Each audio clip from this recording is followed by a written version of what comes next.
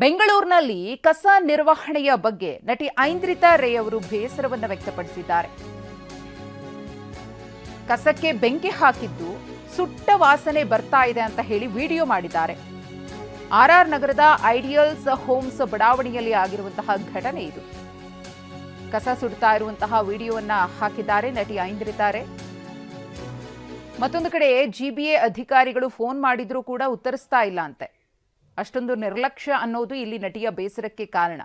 ಬೆಂಗಳೂರಿನಲ್ಲಿ ಕಸದ ನಿರ್ವಹಣೆ, ಕಸದ ಸಮಸ್ಯೆ ಹೇಗೆ ವ್ಯಾಪಿಸ್ಕೊಂಡಿದೆ ಅನ್ನೋದನ್ನ ನೋಡ್ತಾ ಇದ್ದೀವಿ. ಇತ್ತೀಚೆಗೆ TV9 ಕೂಡ ಅಭಿಯಾನ ಮಾಡಿತ್ತು ಕಸ ನಿರ್ವಹಣೆಯ ಕುರಿತು. ಅದಾದ್ಮೇಲೆ ಜಿಬಿಎ ಅಧಿಕಾರಿಗಳು ಒಂದಷ್ಟು ಕ್ರಮಗಳನ್ನು ತೆಗೆದುಕೊಂಡಿದ್ರು.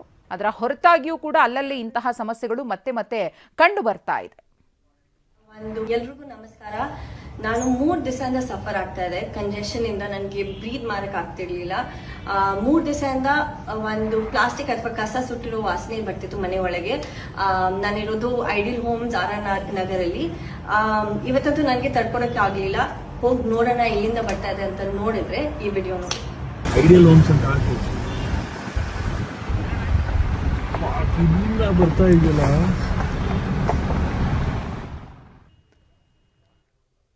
ಸ್ಯಾಂಡಲ್ವುಡ್ ನಟಿ ಐಂದ್ರಿತಾ ರೇ ಅವರು ಬೆಂಗಳೂರಿನಲ್ಲಿ ಯಾವ ರೀತಿಯಾಗಿ ಕಸದ ಸಮಸ್ಯೆ ವ್ಯಾಪಿಸ್ಕೊಂಡಿದೆ ಅನ್ನೋದ್ರ ಬಗ್ಗೆ ಇದೀಗ ಒಂದಷ್ಟು ಆರೋಪಗಳನ್ನು ಮಾಡ್ತಾ ಇದ್ದಾರೆ. ಅದರ ನಿರ್ವಹಣೆಯಲ್ಲೂ ಕೂಡ ಅಧಿಕಾರಿಗಳು ಹೇಗೆ ಎಡವುತ್ತಿದ್ದಾರೆ ಅನ್ನೋ ವಿಚಾರವನ್ನ ವಿಡಿಯೋ ಮುಖೇನವಾಗಿ ಅವರು ಬಹಿರಂಗಪಡಿಸಿದ್ದಾರೆ.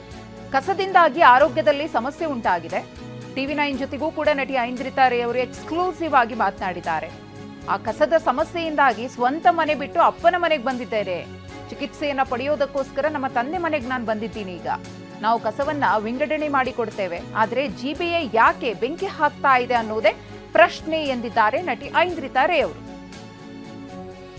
ಗ್ರೇಟರ್ ಬೆಂಗಳೂರು ಅಥಾರಿಟಿ ಸರಿಯಾಗಿ ಕಸದ ಸಮಸ್ಯೆಯನ್ನ ನಿರ್ವಹಣೆ ಮಾಡ್ತಾ ಇಲ್ಲ. ಕಸವನ್ನ ವಿಂಗಡಿಸಿ ಕೊಟ್ಟರೂ ಕೂಡ ಅದನ್ನ ಯಾಕೆ ಸುಡ್ತಿದ್ದಾರೆ ಅಂತ ಹೇಳಿ ನಟಿ ಐಂದ್ರಿತಾ ರೇ ಅವರು ಪ್ರಶ್ನೆ ಮಾಡಿದ್ದಾರೆ. ಇದರಿಂದಾಗಿ ತುಂಬಾನೇ ಸಮಸ್ಯೆ ಆಗಿತ್ತಂತೆ. ಅವರಿಗೆ ಉಸಿರಾಡೋದಕ್ಕೂ ಕೂಡ ಸಾಧ್ಯವಾಗ್ತಿರ್ಲಿಲ್ಲ ಅಂತೆ. ಅದು ದಟ್ಟ ಹೊಗೆ ಆವರಿಸಿಕೊಂಡು ಆ ಹೊಗೆ ಮನೆ ಒಳಗಡೆ ಬರುವುದು ಸುತ್ತಮುತ್ತಲಿನ ವಾತಾವರಣವನ್ನ ಕಲುಷಿತ ಮಾಡ್ತಾ ಇದೆ. ಹಾಗಾಗಿ ಸ್ವಂತ ಮನೆಯನ್ನ ಬಿಟ್ಟು ಅವರು ತಂದೆ ಮನೆ ಸೇರಿದ್ದಾರಂತೆ.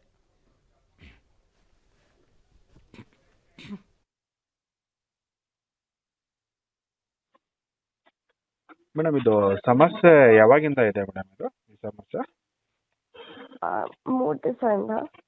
3 ದಿವಸದಿಂದ. ಇದರಿಂದ ನಿಮ್ಗೆ ಹೆಲ್ತ್ ಏನಾದ್ರು ಅದಾದ್ಮೇಲೆ ನಾನು ಆ ವಿಡಿಯೋದಲ್ಲಿ ನೋಡಿದೆ, ಅದು ಹಿಂದೆ ಇನ್ನ 2 ಫೈಲ್ ಇತ್ತು. ಸೊ ಮೋಸ್ಟ್ಲಿ ಇನ್ನ ಅದು ನಡೀತಾ ಇದೆ. ಬಟ್ ನಾನೀಗ ಅಪ್ಪ ಅಮ್ಮ ಮನೇಲಿ ಬಂದಿದ್ದೀನಿ. ನಂದು ಹೆಲ್ತ್ ತುಂಬಾ ಡಿಟೋರಿಯೇಟ್ ಆಯ್ತು. ಅಂದ್ರೆ ನೀವು ಫೋನ್ ಮಾಡಿದಾಗ ನಿಮ್ಗೇನು ರಿಪ್ಲೈ ಮಾಡ್ಲಿಲ್ವಾ ಮೇಡಮ್ BBMP ಅಧಿಕಾರಿಗಳು? ಇಲ್ಲ, ನಂಗೆ ಏನು ತುಂಬಾ ಸತಿ ಟ್ರೈ ಮಾಡಿದೆ, ಯಾರು ಅದು ಕಾಲ್ ಮಾಡಿದ್ರಲ್ಲ ಮೇಡಮ್? ಯಾರ ನಂಬರ್ ಮೇಡಮ್? ಅದು ವಿಡಿಯೋ ನಾ ಹಾಕಿದ್ದೀನಿ ಅಲ್ಲ. ಅದು BBMP ಮಾರ್ಷಲ್ ಅಥವಾ ಅಧಿಕಾರಿನ ಯಾರು ಮೇಡಮ್? ಅದು ಯಾರ ನಂಬರ್ ಗೊತ್ತಿಲ್ಲ ನನಗೆ. ಈಗ ಮಾತಾಡಕ್ಕೂ ಆಗ್ತಿಲ್ಲ, ನಂಗೆ ಉಸಿರಾಟ ಈಗ ಇದರಿಂದ ನಿಮ್ಗೆ ಹೆಲ್ತ್ ಪ್ರಾಬ್ಲಮ್? ಅಲ್ಲಿಂದ ನಾನು ಶಿಫ್ಟ್ ಆಗಿದ್ದೀನಿ. ನನ್ನ ಅಪ್ಪ ಅಮ್ಮ ಮನೆಗೆ ಬಂದಿದ್ದೀನಿ. ಇದರಿಂದ ನಿಮ್ಗೆ ಹೆಲ್ತ್ ಪ್ರಾಬ್ಲಮ್ ಆಗಿದೆ?